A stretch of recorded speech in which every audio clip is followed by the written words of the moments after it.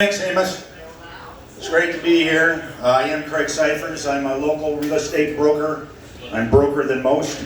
But it's nice to be here at the Super Spreader event. We've got a great opportunity. Thanks for the opportunity for open mic. Years ago, a friend of mine said, he said, yeah, you know, you ought to be on stage. And I said, yeah? He said, yeah, the first stage out of town. But it didn't stop me. So in the early 90s, I got paid to do this. Hard to believe. I took a stage name. My stage name's Bob Gleason. I used to work the lounge at the Hotel Gleason in beautiful downtown Stevensville. Now, if you're not familiar where that's at, it was at that time the Lonesome Dove Flying, Drinking, and Writing Saloon. And it was a great place for comedy because you're not likely to get discovered there, which is a really good gig for somebody in the witness protection program. But it was a lot of fun. Those 90s were great. A lot of things going on in the valley. It was tough for me, though, personally. I mean, you're scrabbling to make a living. You got a young family, 2 young kids. I had a couple of jobs like you have to have in the bedroom sometimes. One of them was telemarketing magazines. Hey, were your parents cousins? Sit down, Doug. You would have been a good plant, and I would have paid you if you told me you were going to do that.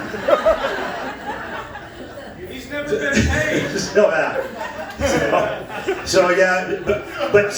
had this telemarketing job. And this telemarketing job is a great job if you have some self-esteem you need to get rid of. But we did what we had to do, and life went on, and my wife and I started having a little bit of trouble, and eventually she left me for my best friend. And God, I miss him. But I rebounded quickly. I found myself in a relationship with a much younger woman. And I was kind of surprised that she was actually attracted to me.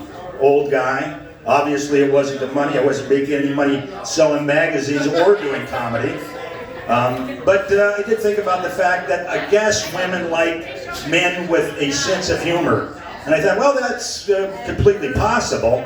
But there was one incident in Las Vegas where we were there. She was kind of pressuring me to get married, and she's flipping through the yellow pages. Remember, this is in the 90s. And she's looking for wedding venues, and she finds this one. It's the Little Chapel of the Flowers. And I said, well, let me see that. And I looked at it. I said, aren't you sure that doesn't say the Little Chapel of the Knapweed? Now, she didn't think that was funny, just like you folks didn't think it was funny. But we did get married at the Little Chapel of the Flowers. And we made our home here in a trailer park in the valley. And one day I came home from work, and she met me at the front door with her hands on her hips. She was pissed. And she said, I found out today you're a pedophile. And I went, holy shit, hang on a goddamn minute. That is an awful big word for a 12-year-old. Now, that was a very dark joke, and I hope I didn't go outside the lines on that. That's not true. I married her on her 29th birthday, and that union lasted 11 months. Phenomenal. And that started out what I call the blackout years. Or, as I like to call it, tavern traveling. I was living at the Rustic Hut, the Long Branch, the Rainbow, here at the CT. UPS drivers could find me just pretty much anywhere. I'd be hanging out with Doug. But one day I was getting served alcohol at the Plum Loco in Stevensville when I met this beautiful bartendress who I kind of thought was cute. And I noticed she wasn't wearing a ring, so I said to her, I said, Laura, I said, do you have a boyfriend? She says, no, Craig, I'm married. And I said, well, you're not really answering my question.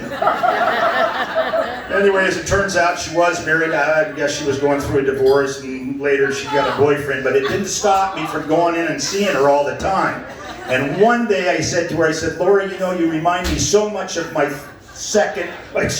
third wife. And she goes, oh my God, how many times have you been married? I said, twice.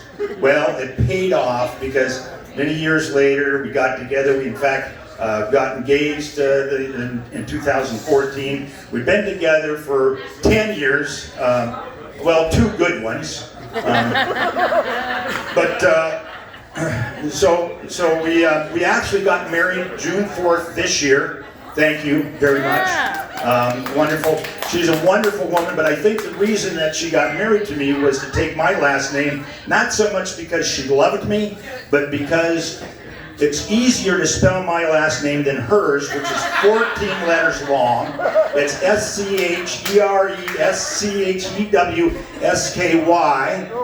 which is pronounced malcontent. Now, she's a great gal. We have a lot of fun together.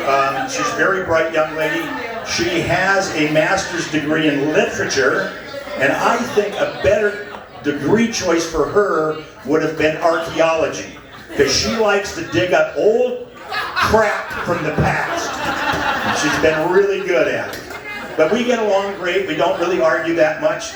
In fact, if we do, it's kind of like a Supreme Court justice and a 5th grader. She brings expert witnesses, evidence, reenactments, and I'm there going, I did that! But we do have great discussions, politically, philosophically, and of course, the other day we were talking about free speech and the First Amendment, and I said, well, I gave up free speech the first time I got married. And then she got a call the other day from a friend of hers on the left coast, and here we got another set of cousins, and she said that the gal had said if we had a woman president, we wouldn't have any more wars. And I said, well, I don't know if that's actually accurate. I think we would have wars. It's just that the other countries wouldn't know what they did wrong.